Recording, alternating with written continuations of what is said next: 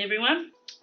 Our Resilient Garden Seminar tonight is held on the lands of the Yorta people, and I wish to acknowledge them as the custodians, traditional owners of the land.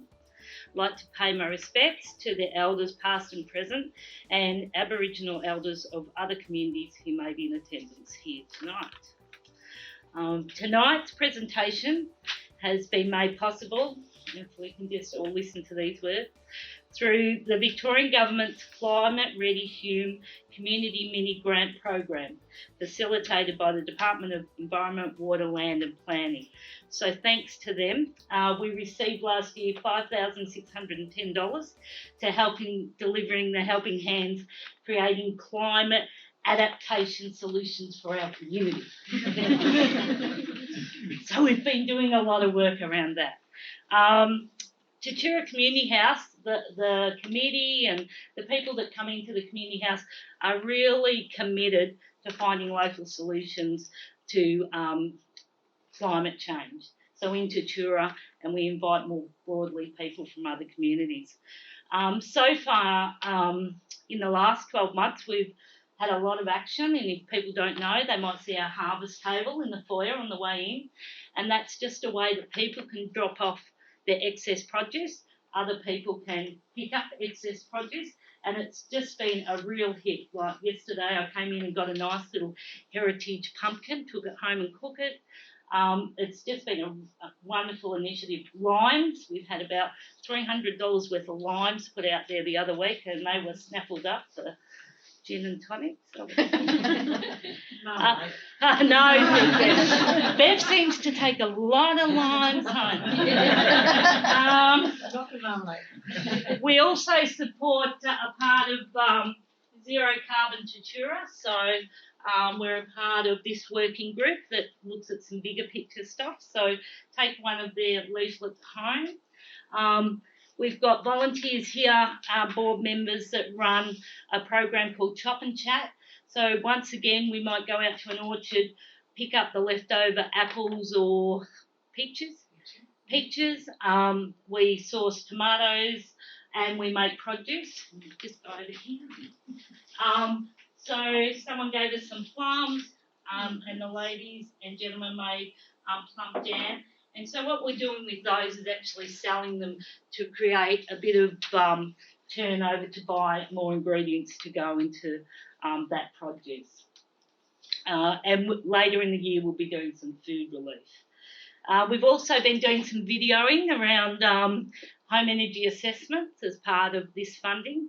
We've also gone to Roy James's house and looked at his wonderful house and all the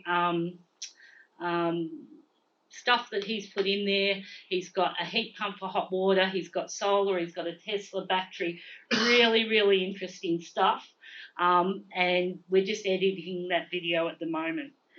So we're really pushing for local renewables and how we can all just make a bit of a change to the way we usually live. To benefit ourselves and the community.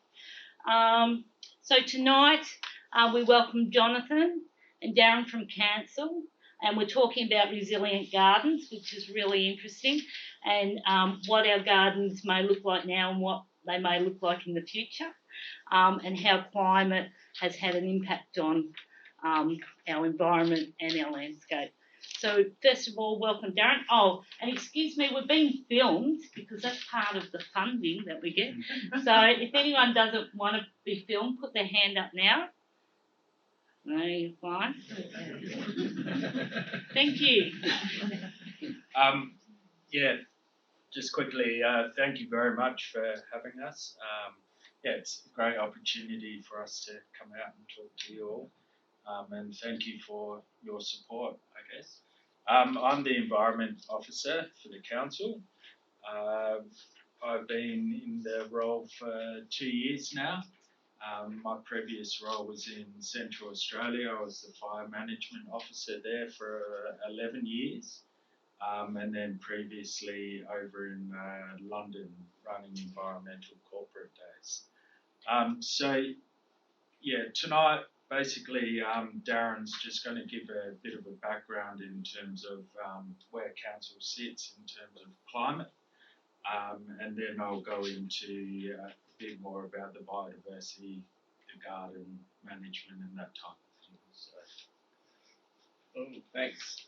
Yeah, hi everyone. So I'm the Climate Change Resource Officer at Council, and I've been in the role for about a year. So it's my third time in Tatura. I've just moved up, and it's kind of keen to get to know this community quite a lot. So it's good to be here. We are so. Firstly, I guess I'm kind of interested because I haven't met a lot of people. What are you? Can someone define adapting to climate change for me? I'm sure there's heaps of knowledge in this room, so it's kind of more fun when I get a definition from someone else. Anyone? No. Well, that's okay. We'll get there. I'm just giving you the chance. So basically, just setting the context with climate change. There's a clear pattern between greenhouse gases and carbon dioxide in the atmosphere rising since the Industrial Revolution with temperature rise. So basically that's what we're working with, and that's given us projections to how the environment might look in years to come. So when we think about resilient gardens, we can think about how plants can adapt to that as well, which Jonathan will talk to about in more detail. So yeah, that's just some graphs of showing the relationship between greenhouse gas rise and temperature rise, and that's released by the Bureau of Meteorology, so it's a pretty good resource. What is happening for Shepparton and the region? Basically, starting to see a bigger gap between cooler temperatures and hotter temperatures at different times of year, so more hot days and less frosts and things like that, and more extreme weather events, in short. So basically, there's regional impacts, but there's also local impacts. In the last 20 years, we haven't had many days below the average temperature, and we've seen things like the fires of 2019, which people have talked a lot about, and I believe there were hurricanes here in Tatura in 2019. Tornadoes, yeah. And drought, the millennial drought, which impacted a lot of people, changed my career trajectory. So what's council doing? Last year, we declared a climate emergency. That was really driven by the community. Basically, we can define what that means in short, but basically it just means that council is taking action on and how to address these risks and challenges. Because there are real local risks. So the Goulburn Valley CMA has identified some of the key risks for this particular region, looking at what carbon projections might mean for temperature rise. So in this bottom down here, we've got, at the moment, we get about 14.8 average days above 35 degrees. If we continue to go into climate change and the rise of greenhouse gas projections, then we're likely to get more and more hot days. And there's a clear pattern there as well. So under the current emissions, we'll have 25 by the year 2050 if projections are correct. And all like this, again, these are projections, but they're the best we've got at the moment. So in terms of resilient gardens, there's some really good examples. That I don't know why that slide's turned out a bit funny, but Sorry, that was my fault. that's okay. So there's some really interesting work happening locally around gardens. So Melbourne, for example, locally, statewide, was the first garden in the world to develop a succession plan for plants. So, climate change succession plan. So basically what that means is they've taken projections from how the climate might be in the year 2090 and 2050 and looked at how that's going to impact on the iconic garden, because they want to maintain that environment. So Jonathan will talk about how this applies to this area, but basically they've set a blueprint for what people can do in botanic gardens, but also just in home gardens and things like that, around choosing plants and identifying what plants might survive under the projections. So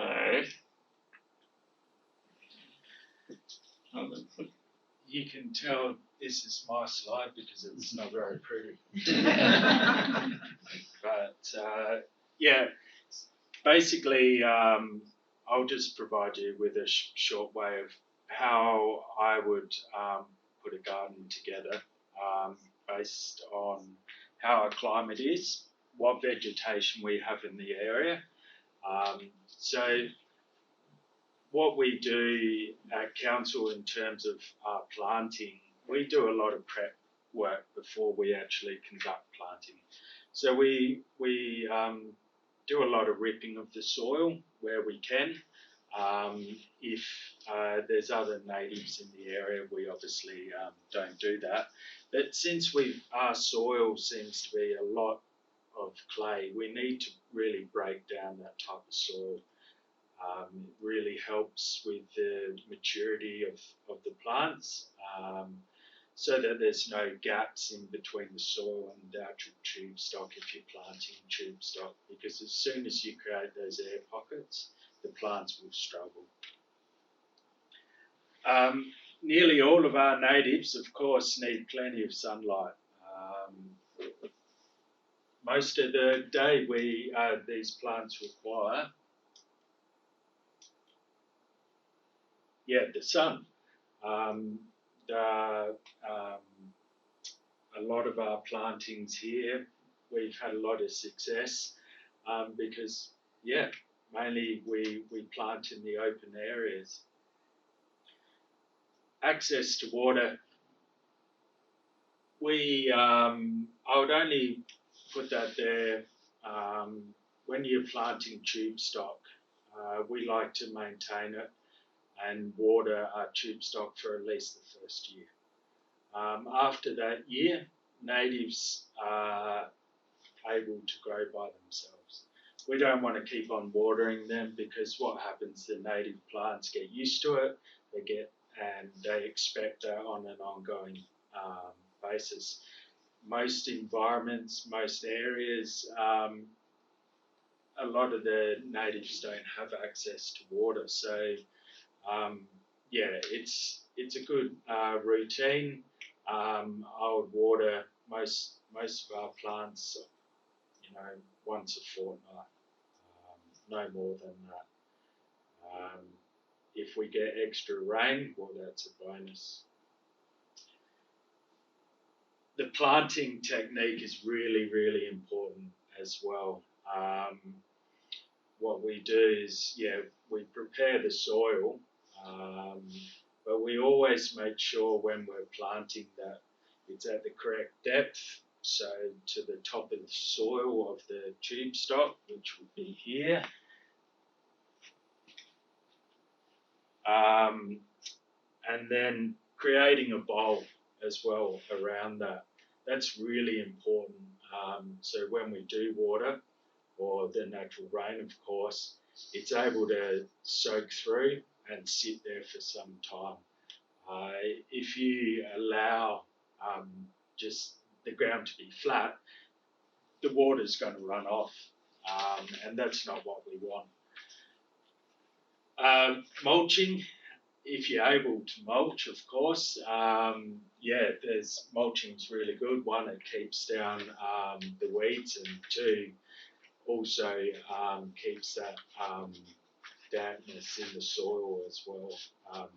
A lot of councils' plantings, obviously, we don't do mulching because we have to plant 25,000 a year. So you can imagine how much mulch we'll need to provide, and cost as well, of course. Choosing the correct plants. Looking at the area of Tatura, I've provided a short list. It's not really short, it's 52 species.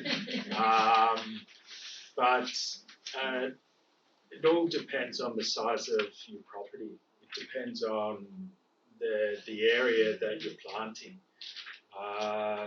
So these are all based in areas that you'll find a lot in Tatura or nearby. But they're all indigenous to this area. Indigenous and native, it's different. So I can have a native tree, but it can come from Queensland. Indigenous means that it's from here. So that's a really important thing to note. I don't have a problem really when we're planting trees that you're planting a native from Queensland, for example, because you're still achieving the right purpose, but when possible, always try to plant indigenous.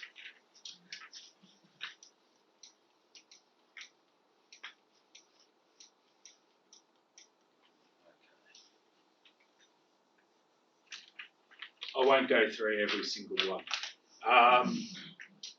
Gold dust wattle. It's a very, very good plant. It grows in any soil conditions, really. It's very hardy. We plant a lot of them, and we would have a 90% success rate.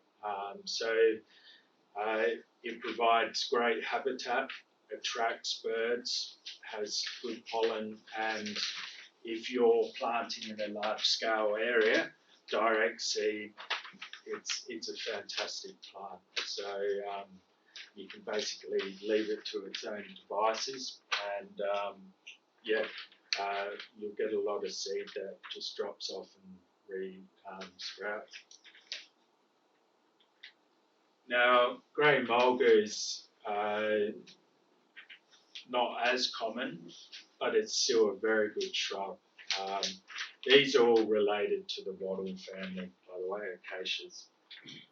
But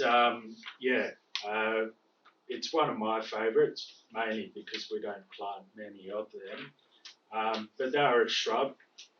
These are really good for gardens. It attracts birds, it attracts bees and so forth. So silver wattle. You'll see a lot of silver wattles, mainly where there's a lot of water courses. So the Goulburn's a perfect example. You'll see a lot of them. But if you've got low areas where water sits, or now and again, silver wattles can potentially go underwater for 2 months, and they're fine. They'll survive. They're a very hardy wattle, and the birds, the bats, if you've got them, which you do in Tatura, possums, sugar gliders, they love it. It's a great habitat shrub. The western silver wattles, a bit, there's less of them, but it's still, again, it's still quite similar to the silver wattle. This is another favourite plant of mine. This attracts a lot of birds, mainly for the habitat.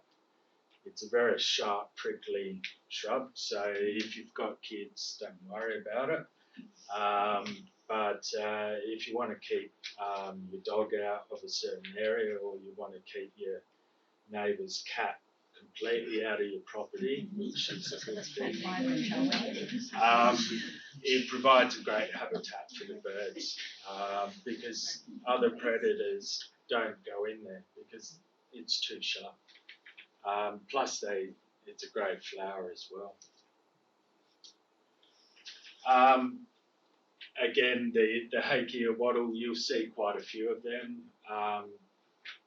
Great in attracting birds. Again, really good for your garden.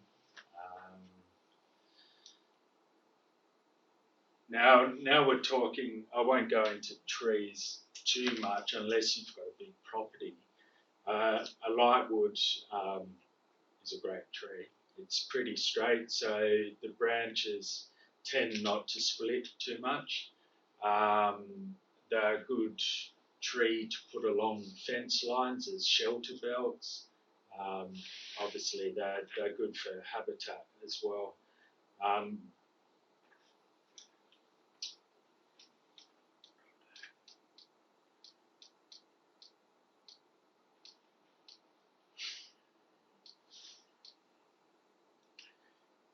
There's a lot of other plants here. If you're looking for some ground cover, there's a lot of saltbush that's found in Tatura. And we have two types, the creeping and ruby saltbush. Both very successful. You find both of them here, well, in the whole of Shepparton, really. And they grow, yeah, you don't even need to water them, basically. So, however, you do, if you only want a small area, saltbush is probably not the best because it actually covers a large area if you let it go. You can maintain it though. Chocolate lilies, if it's moisture, if you've got a moisture soil in your backyard, really good. I love chocolate lilies. And then there's a lot of daisies as well that are a fantastic plant, really robust. And obviously attract many different types of insects. Your trees, we often find a lot of yellow box in this area towards Murchison. There still is plenty of grey box, of course, but from here to Murchison, you'll find quite a number of yellow boxes. Is there any questions about the shrubs before you can ask questions at the end as well, if you like. Access to these, can you purchase these from council? Or? So we source most of our plants from ANFF, which is based at Cobram. He collects all of the seed from the area, from our area, even though his nursery is out there. So I would suggest going to him. A lot of the land cares as well do their own plants as well. So you can speak to your local land care. Sorry, you go ahead, Deb. We're volunteers at the Golden Valley Tree Group in Tatura, in Cooper Street. We stock a lot of native plants. Not all of them are indigenous, but there is quite a few, and they sell for $1.50 a tube.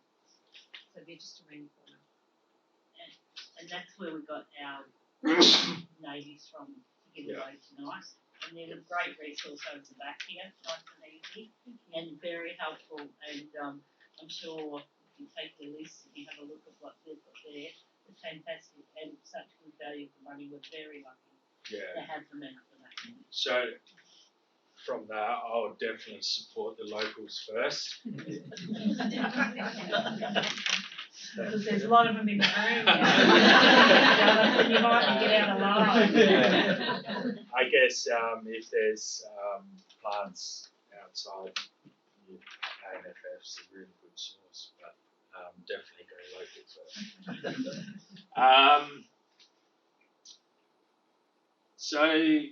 Is there any other questions about the plant? My wife really loves grevilleas. Is there anything there that's similar? A lot of the wattles are quite similar to grevilleas. Grevilleas obviously attract a lot of birds, so, which a lot of the wattles do. And we selected some pretty hakeas from over the back. How do hakeas go around here? Fantastic. Great. Yeah. They're beautiful. Yeah. We plant a lot of hakeas in our programs. Yeah. On that previous slide you had about water access for bird life. You didn't really discuss that much. So, if you want birds in your property, which a lot of people do, have a water source. Whether that can be just an old sheep drinking trough, or it can be a bird bath, anything like that. It's always good to have access, well, for the birds to have access to the water, especially on those warm days. I would tend to put those in a more shaded area instead of right out in the open. Birds will eventually learn where that water source is. So if you make sure that there's enough water in there, they'll continually go back to that source. So the more sources you had, the more birds you're probably going to get. Would that be the case or not? I would say the more plants that you have would be the more birds, but certainly if you have that water, yeah.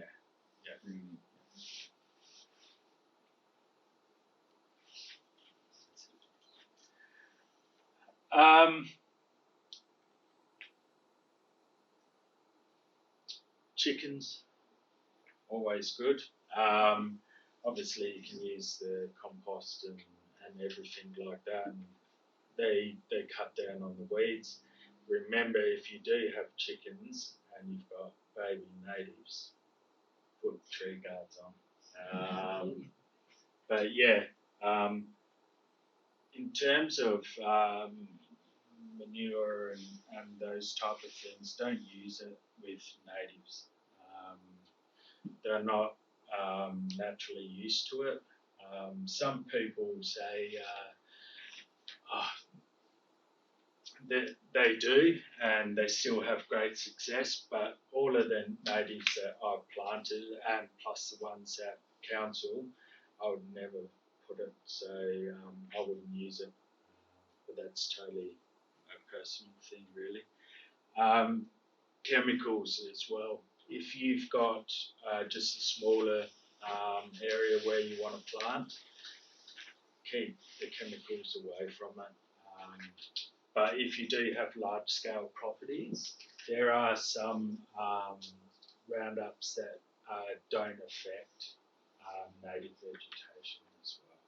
So, but yeah, of course, I'm not a huge fan of chemical usage.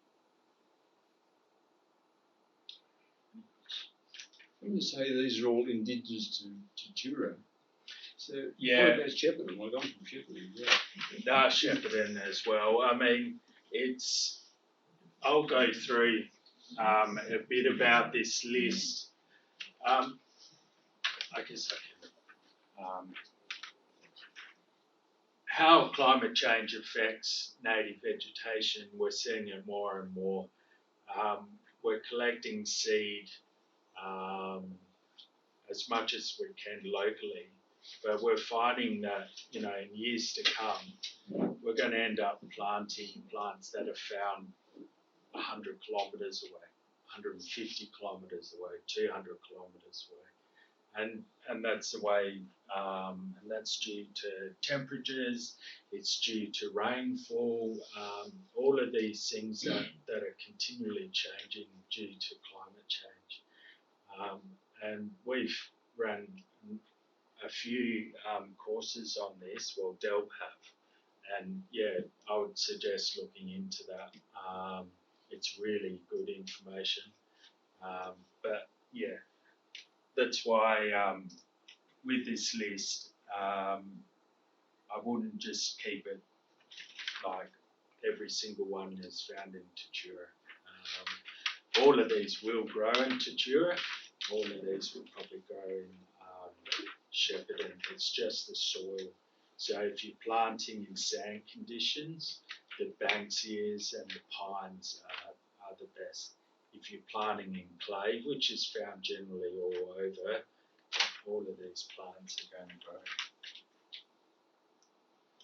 Next silly question was tree guards. Now, you guys have tree guards, or before I go further, does the local tree group provide tree guards? Yeah, if you buy plants from us, we sell tree guards and stakes to go with them. There will be a time as well.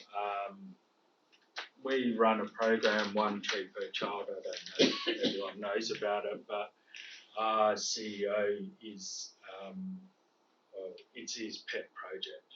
So we plant 25,000 each year. So, and it's been running since 2016. We're continually removing these tree guards. So at some stage, we're going to pass them on to the land cares groups, which you'll be able to have access to. But we've got to look at that a bit further down because obviously we can't put them in the tip and just, it's not a good example. So those tree guards, they'll last for quite some time. So I would suggest in the next 6 months we'll be giving out tree guards for sure. But they'll be going through the land cares. You said before that no fertilisers on them. Does that include sort of mulching after they sort of are established, or? Yeah, mulching is fine. Yeah. When you're using just straw or bark or so that's just there to keep the moisture in the ground and stop weeds. That's the two main reasons why you mulch. It might provide a bit more success rate, I guess, but Would worm castings work better than manure? yeah, it's interesting because I got a friend that used to own a worm farm, and he uses that when he's doing his revegetation, and it's successful. But I believe it's just the natural way of doing things is you put them in the soil, and if there are worms, brilliant. If there's not, So What sort of natives? I've got a couple of very aged river red gums, and but they're in a 30-acre block.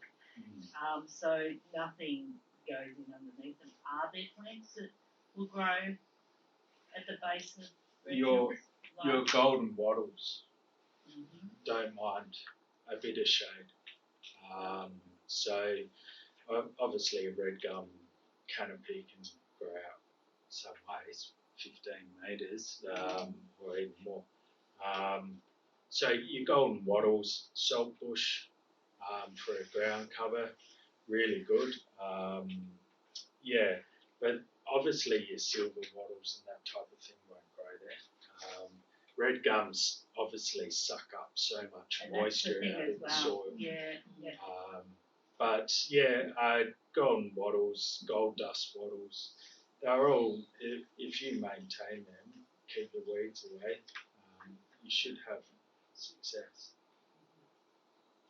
The other two shrubs that we use, it's really important, that's probably another thing that I haven't mentioned, is that you always, if possible, in the size of your properties, always provide those 3 layers. So you ground cover your shrubs and then your trees. Really important.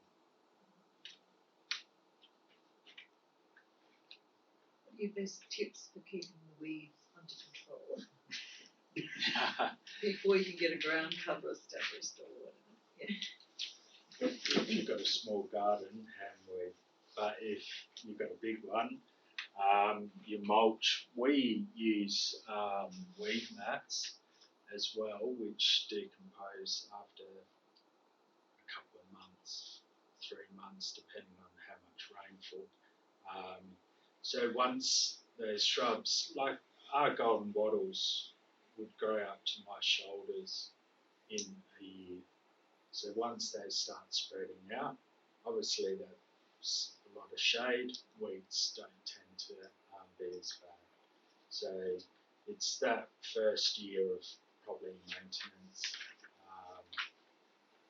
where possible for the weeds. But look, most of our big plantings will do a bit of poisoning, but most of it's just continually whippersnipping where possible.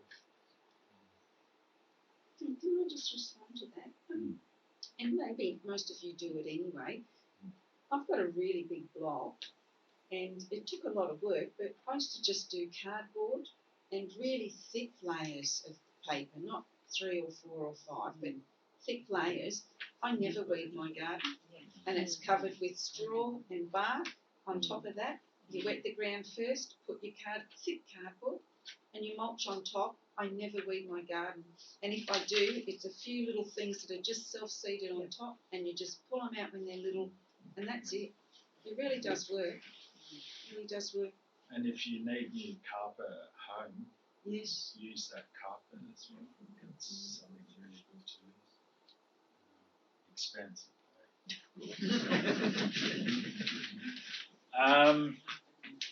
So yeah, sourcing plants, as I was explaining, we're having to go out further and further in the next 3, 4, 5 years. The changes that climate change are bringing is, native vegetation is going to be affected. Do you think they will self-adapt? That other species will somehow I believe so. find their way here? There'll be certainly species that will decline. However, weeds obviously adapt very quickly. So you'll be the same with weeds. You'll get more from further away.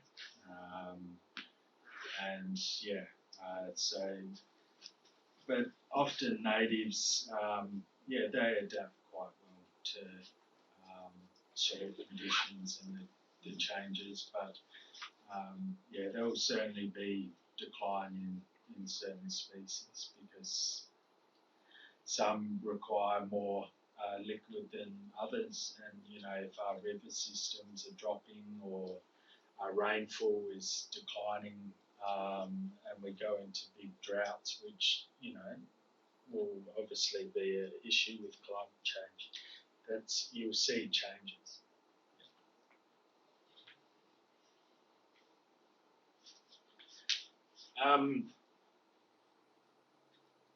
I wanted to explain fire a tiny bit. Obviously, fire hundreds of years ago was a successful tool for revegetation, our biodiversity. It's a great way. A lot of natives expect fire in larger areas. Thinning of red gums fire is a great tool. I'm not suggesting you go out to your backyard and light up, but you'll see often along rivers that there's so many red gums that are fighting for each other.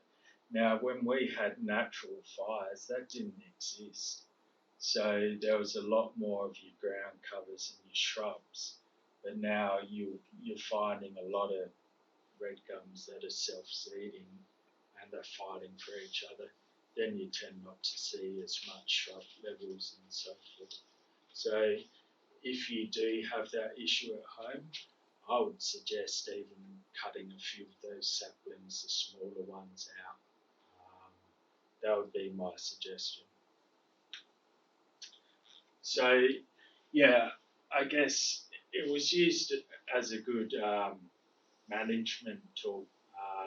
Obviously, Indigenous Aboriginal people used it for different methods, but they also did a lot of revegetating by using fire. Their experience when it comes to that is really successful. But now fire seems to be a massive risk. Everyone sees smoke in the air, it's panic time. So we don't do our regular burn-offs. We don't manage our fuel loads very well. So it's something that I would, if you're with the CFA or anything like that, I'd question why we're not using fire as a management tool. the more weeds, obviously we're getting more and more weeds, and it is an issue, especially along our roadsides. They're taking over, and once you've got quite a density of weeds, our natives are struggling. So often what we do is we cut down as low as possible, where we can't use chemicals, which I prefer just to cut it down, and that gives the natives a lot more of an opportunity to survive. That's some ways that we look after weeds. That's how I would look after weeds if I had a large scale property.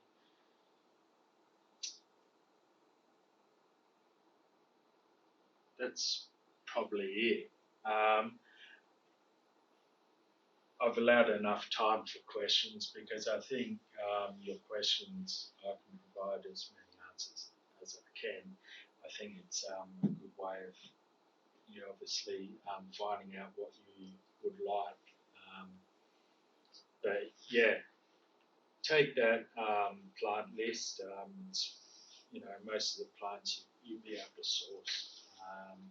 But my card is there, Darren's card is there, so I'm happy to answer any questions. If you slip me an email, I'll get back to you. So yeah, whether it may be a stupid question, it may not, but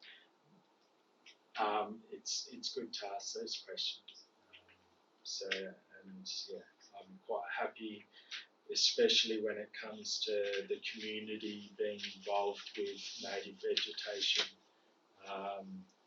It's really important because the loss of the scattered trees is becoming a massive issue in our municipality, and Moira, Campaspe, Strathbogie,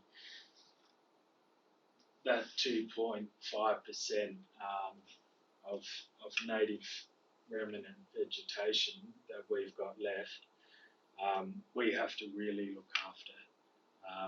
The increase of agriculture, of course, is not helping the situation, but we've got to find a middle point where we can protect these big trees, because you'll see decline in fauna as well in certain areas. So we have a lot of planning and growth with certain towns, and there's always opportunities for the community to put forward a response. When that happens, I'd encourage you to do that, because our native veg needs to be considered whenever possible. That's about it.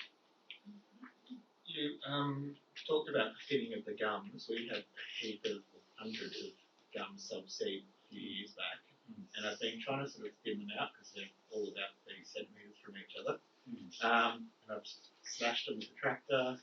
I've tried poisoning a couple, but they still just regrow, and they sort of grow back even thicker, almost like they're becoming shrubs. Yeah. Is there a way to actually get rid of them in that sense, to try and thin them out, or do you just Plant. Yeah. Plant. Yeah. Thin them out. Cut them if you're using Roundup. Dab them. Yeah. And then get more shrubs in the ground ASAP. That's the best. If you've only got a few, try and pull them completely out. But if you've got quite a few, you're obviously going to do that. So, that's something I would be doing. Because I mean, thinning is I guess it's a hard way of doing things or looking after, but where possible, cut down the smaller stuff and replace it with the shrubs, which will tend to grow a lot quicker. So it will start sucking the nutrients and liquid out of the soil, which obviously red gums require. Yeah. Yeah, so you won't find red gums in dry areas because they need your grey box and your Banksias and your cypress pines and your lightwoods. They can grow anywhere really. Who makes the decisions on what trees to plant under the power lines? You're not someone that No. responds on No, Facebook. No. I reckon it's a silly move, but Yeah, look, in terms of the trees that are planted in town, that's our urban strategy program. So they're not always native. With my projects, I do a bit of roadside planting, but I always stay away from utilities, power lines, whether it be power lines or cables or drains underneath. There may be the odd tree that's probably planted in the incorrect spot, I guess. But yeah, it's really that is not. I'm not in control of that. But if you put an email into council, it's we have to respond to any of your questions or queries. But they're reluctant to come and chop the tree down if it's interfering with the power lines and stuff like that. They think, no, it's not a hazard to anybody, so why should we chop it down? They'll tend, certain cases, but there are other cases where they'll come out and lop it. So if you have or believe it's a risk, contact council, and we will lop. But yeah, I guess some, and they tend not to be native trees as well. So yeah, contact council. Jonathan, you said you worked in WA. What did you learn in Western Australia? It's obviously a long way from here. Central Australia. Central Australia. What did you learn there that's far. applicable here in Tatura? What's applicable? It's a hard question. I guess the rainfall, in terms of climate change, our rainfall is we got 150 mils each year if we're lucky in Central Australia, but we're getting less and less here. I wanted a change, but I believe some of the skills and the techniques I could bring to here. So, but yeah, the temperatures obviously are increasing. They're still very, very hot in Central Australia, but they are getting hot here. Yeah. So the circumstances are becoming similar over time. I believe so. Yeah. You find, especially with the weeds issue in Central Australia, they're getting weeds that are from all different areas in the world. So because they're adapting so well to our conditions. So buffel grass is a big problem in Central Australia. So, but yeah, there's always species of trees that are related to the trees down here. There's Banksias found in Central Australia. There's pines found in Central Australia. So yeah. Out of your list, if I want to get a garden going really quickly, shrubs that are bird attracting, what would be your favourites? So in a smaller, do you have a small area? Bigger. Big.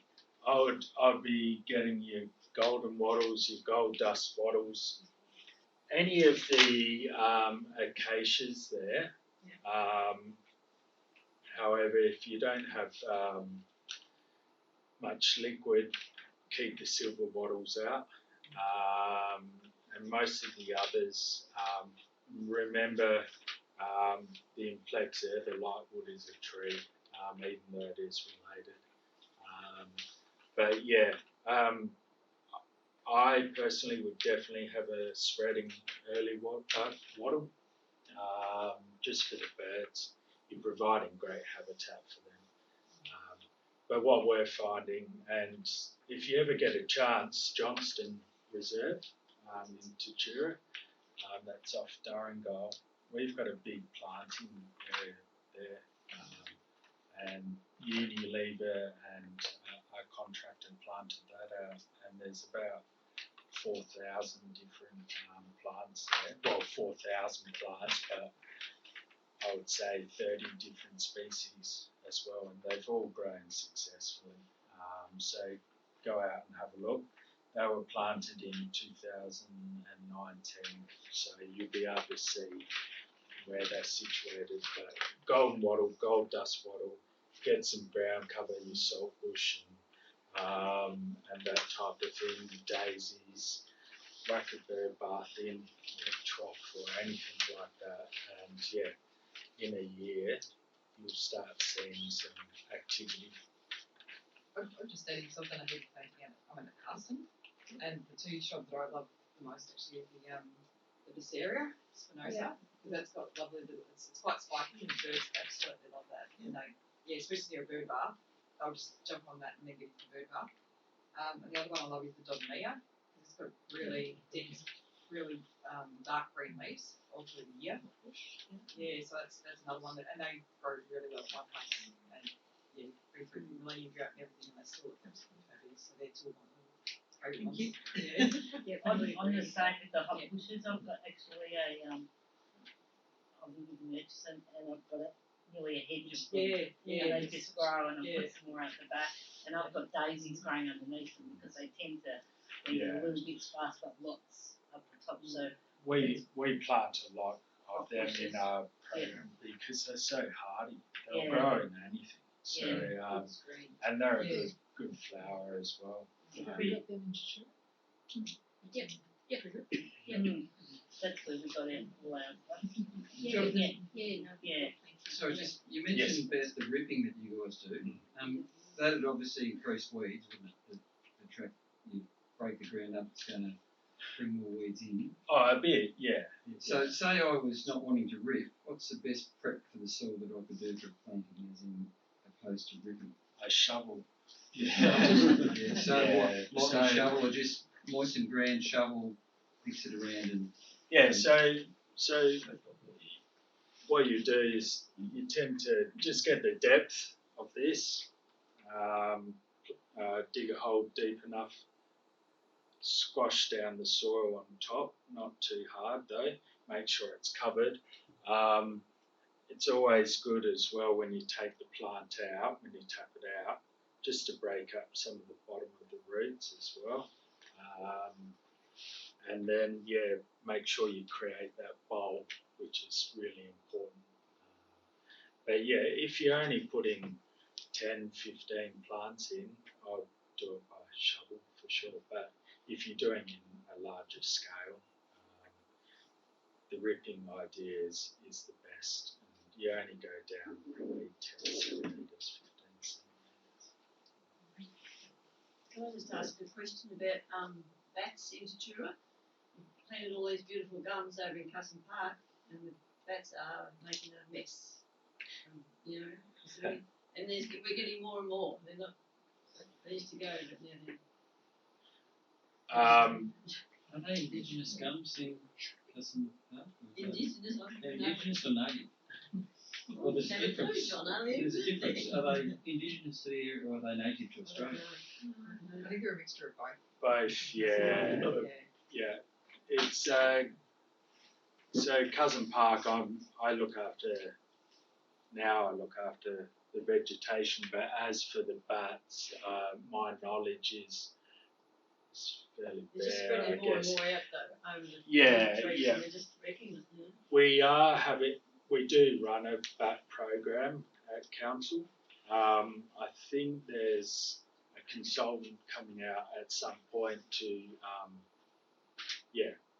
put a document together on how we're going to manage the bats, and also when growth comes to Tatura, that may impact the bats bats in some ways. So that's something that we really need to be careful of. But yeah, in terms of the bats, another good way of getting an answer, right into council. Sorry about that. It's just the numbers have increased so much in the last 10 years. You laugh, but opposed to 200, there's 25,000. They've increased since last year. It's gone up by 5,000%. So Yeah. someone who lives near that is obviously heavily impacted regularly. Yeah. What I can Might do be because is, their habitat's less in other areas too, you don't know, I mean, yeah, it might be prime property for a bat. I mean, your loss of your scattered trees as well is probably having an impact on that, you know, because they're trying to find, you know, vegetation that's their home. We're removing their homes in many different places. Some of these big grey box, yellow box, they're 150 years old. And that's a great habitat for bats, possums, and so forth. So yeah, it probably is an issue. I'm not a bat expert, but I can find some info on what we're going to do for sure, and I'll send it through, and then we'll pass it through to you. We do have a Cousin Park committee as well, which is also a good contact.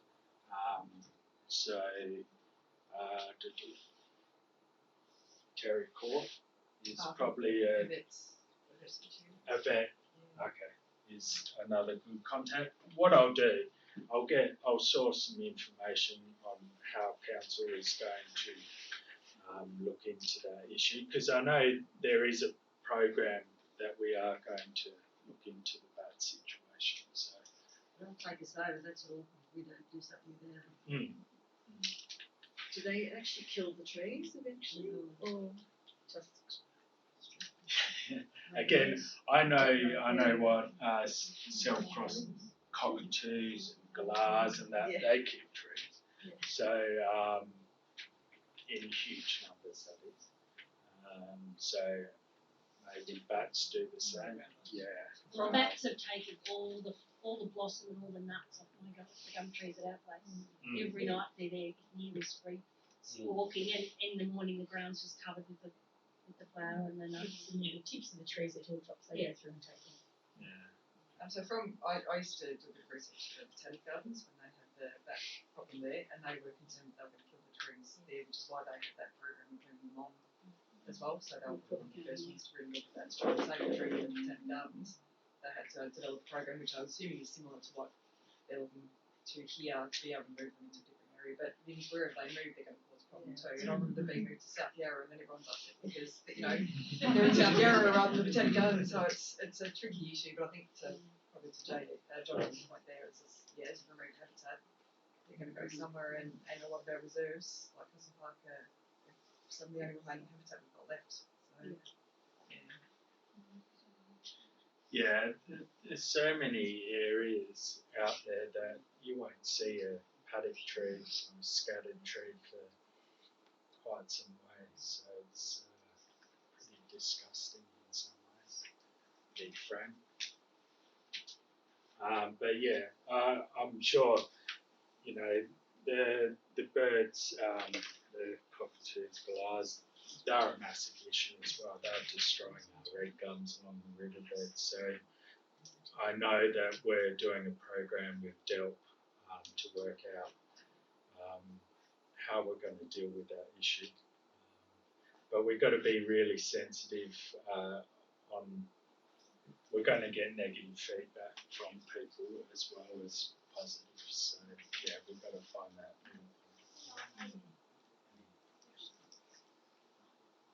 Do you do anything about non-native birds like the Indian miners? I had a question earlier. We don't personally do anything about that. We'll probably leave it up to the own landowner or landholder to deal with that. But yeah, again, The minor situation is, they're everywhere, of course. So there are trapping mechanisms that you can use. I think our men's shed actually made I've got one, but it doesn't work. It's called birding. 3 years. I've got plenty in my bit. You have to be patient. Sorry? You have to be patient. I've got plenty in mine. Yeah, you gotta put one in the Are first. you out on a farm or I am something? on farm, yeah.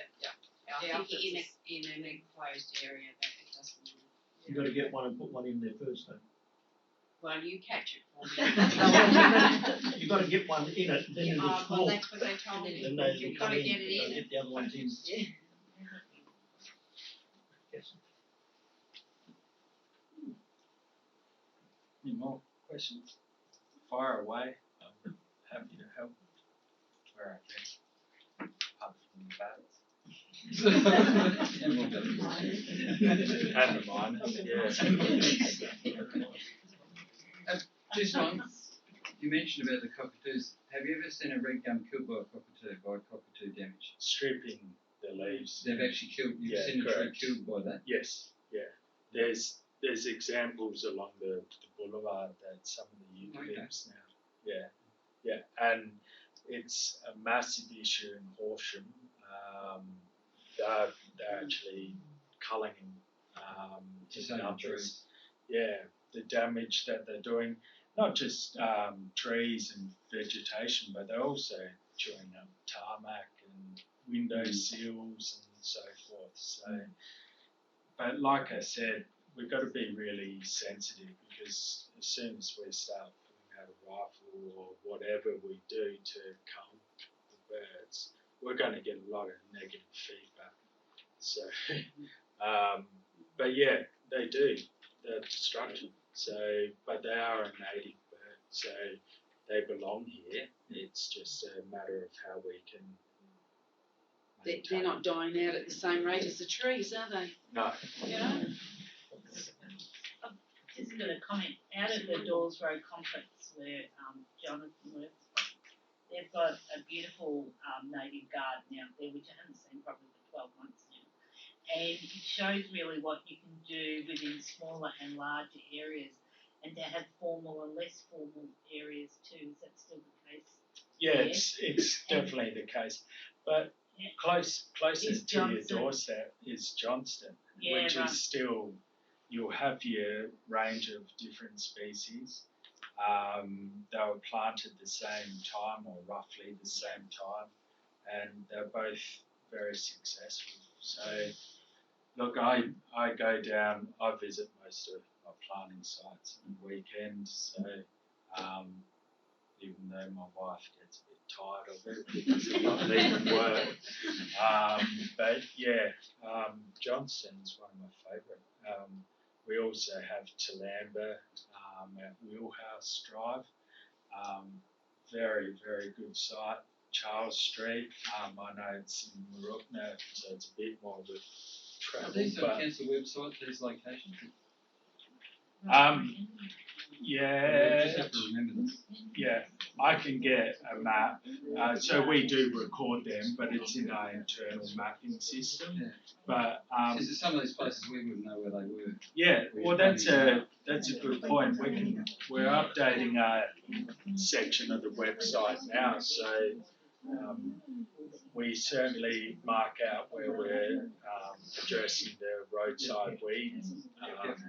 But yeah, in terms of But planning. visually to go and look at something's far, not trying to say it's not good to come in for a night, but to actually go out and see things is probably just as good, if not better, because you can actually then see them in Correct. environment and everything. Yeah. So if there was an actual access point for us to actually be able to go locate these spots and go and have a look at them, it'd be really good. No problem. Yeah, I'll talk to our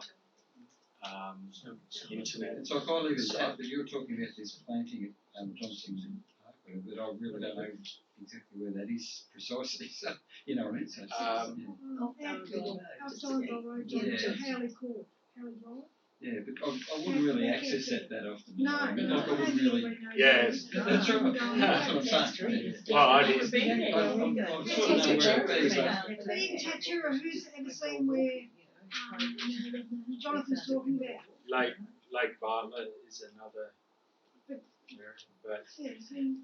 Across the road from me, I didn't even Yeah, know it is it's, up I the don't road. know That's it's right. there. That's right. So probably need some sort of a mapping and just saying where you can go with these plantings. Like Yeah, that tree is really well Report back to featured in us the next plantings. yeah, well, Let you know. I'll definitely put a mapping area of one tree per child planting areas. We've got about probably 40 different sites that you may be able to access. Yeah, we see that. We were, Ros, they came to me a couple of years ago about doing some bird gardening or, because there's the medium strip in between Ros's socks and now we're between those socks. And we were considering doing some plantings out there, and now that the library's finished and the tree group is out the back, it will make a lot of sense that within this block that we represent, native plantings and give ideas like I got from visiting over at Doyle's Road, and that so their customers come in and go, just pop over, have a look, that's how they grow. It would be wonderful to have that out in front of the library. Would you consider sort of those smaller plantings on a medium strip as an example? It's a loaded question. No. But it's that really good idea of Roz's that we. Yeah, so plants in your own property or the property that's this managed property is fine. In terms of your verges and so forth, there are restrictions, utilities, water management, drainage issues. Visual sighting for the drivers. Yeah, on a corner, you're not allowed to have or plant any vegetation within that 50 metres. So, but yeah, I would suggest as soon as you enter your property, go your hardest. Yeah, but it'd look better than what it looks at the moment. Just dirt. Yeah. It's terrible. Yeah. If you put some small shrubs and stuff like that out there, which is not going to take much watering, because once they're established. Have a discussion like that. So there's, I would love it. It's those type of things are out of my hands really. I know you're sick of probably hearing it, but I would love to. I don't want to see non-natives planted along all of our roadsides. We've got beautiful shrubs and trees. That's my opinion. I would certainly. I love it how you have so much enthusiasm. I wish some other towns and certainly people in Shepparton would have the same as well. But I know there's some areas in Shepparton where if I went and planted native vegetation in a medium strip, it would be pulled out or poisoned. So we've got to be careful, I guess, with the restrictions. And some people may believe that natives aren't visually attractive compared to a native plum tree or whatever. It's a sensitive topic, I guess. We have 10, 15 staff that look after all of our road management side of things. But outside, your rural roadsides, I'm quite happy to, we've done the EMU project here. I've done planting on Durrangole Road, and a landholder's been quite happy up Durrangole Road to plant out the front of his property. It is council roadside, but what we are finding is that the really hard part of my role is being able to communicate to those landholders and sell what we're trying to do. A lot of them think pretty negative about it. but then others are quite happy to. So if you know of landholders that are outside of the township that would love to have native vegetation along, contact them, because one, that will save me going out there and talking to half of the residents in our municipality. But yeah, our roadsides, apart from our river system, our roadsides hold the biggest biodiversity in our region. So, and we have control over that. We don't have control over the scattered trees on properties as much. What about Flanagan Park? I think that's poorly managed. It's not kept clean. Covered in trees. It's got a lot of weed growth in there. Not slashed correctly. I'm writing it down. Thank you. Old fashioned email. Gary Street. Gowrie Street. Rings a bell. There's no plantings on that? There are quite a few native trees. I'm surprised you're mentioning acacias so much because they die after 7 years or something. And there's an acacia there that's looking pretty sick in the top. But they're not cleaning up fallen branches, and the weed growth is something shocking. Going back to your acacias, some will die after those 7 years.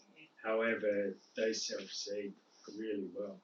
So, and the self-seeding is a much stronger than doing your tube stock, because they grow from day one into the soil systems that are there. So they adjust quicker than obviously a tube stock. But yeah, look, I'll contact who's in charge of that, Native Open Spaces, and we'll try and look into it for you. Thank you. Just in Custom Park, years ago, a lot of different community groups went down and planted. Yes. And recently when I've been there, the bigger things have happened, but there's not a lot of low growing shrubby stuff anymore. Yep. So I had a meeting with Cousin Park Committee not long ago, and we're going to do some re-veg there this year. No trees. That's what the committee, but the ground cover and the shrubs, yeah, we're definitely put in. Yeah. Okay. Well, would you be able to explain the plants that we've got from Tree Group there and what they are? So on the table, table. the real ones, yeah. Oh, The real ones. I thought I Put up put in something the on the slides. The real plants. So I mean, you had a list, but their names are in front of them, Jonathan. Yeah. oh, okay. Yeah, if that's helpful. Yeah. Well, your Melaleucas, they tend to be a medium-sized tree. I don't know if we find too many Melaleucas in our area, but yeah, they're very hardy.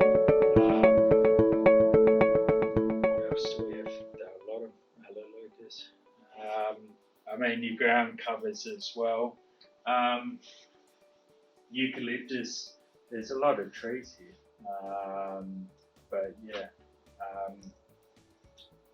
I would suggest the Melaleucas and the eucalyptus, you would have a larger scale planting area. Certainly not a small backyard in town, because there are restrictions as well for those. But yeah. What do you mean there are restrictions by the Shire? So you can't. I would suggest not putting a big grey box in your backyard. One, there's no. You've got your utilities, but if you ever decide to sell that property, the block is smaller than your 4,000, so we've got no control over that next owner coming in and going shoot. So that's one reason why I wouldn't plant there, because I don't want to see a successful tree grow and then know that potentially it's going to be cut down if I sell it. So most of the trees on here wouldn't be any good for a backyard. Oh look, I mean, it depends on the size of your backyard, but look, your silver wattle, if you've got access to water, the smallest tree that I would probably look at planting in my backyard would be maybe your lightwood or your emu bush, really. But keep away from the boxes. They're just not a suitable tree for a small residential block. But yeah, I mean, your Banksia is a great tree, but again, they love sandy soil, and they are quite a large tree. Okay. All right, thanks for coming, Jonathan. Lots of information there.